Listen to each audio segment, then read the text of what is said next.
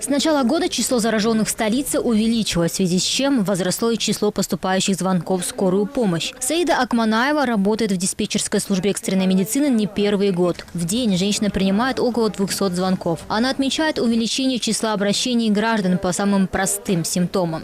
И в основном сейчас дети болеют, взрослые, и с температурой почему-то нам звонят. Мы говорим сейчас в поликлинику звоните, они говорят, что, понимаете, поликлиника отправляет к нам. Это нас возмущает.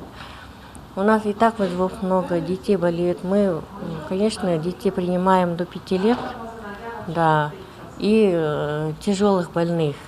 Вот. Поэтому мы не успеваем.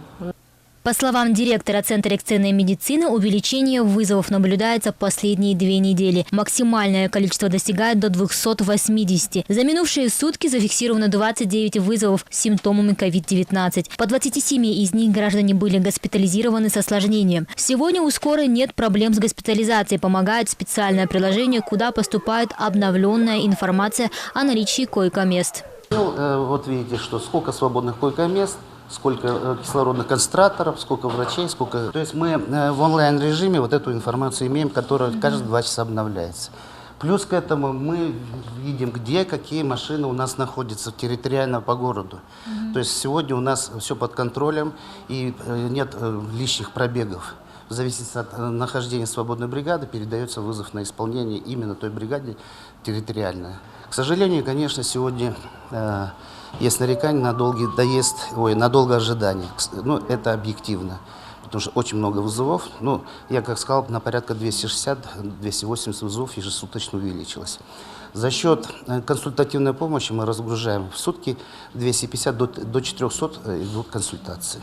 Головные боли, боли в горле, в суставах, мышцах, потливость – именно эти симптомы характерны для омикрона. По данным специалистов, болезнь при омикроне чаще всего проходит в легкой форме. При выявлении схожих симптомов врачи рекомендуют оставаться дома, ведь риск заразить других намного больше. В городской больнице номер 6 на сегодня лечится 124 пациента, из них 14 в палате интенсивной терапии в тяжелом состоянии, в крайне тяжелом 2 больных.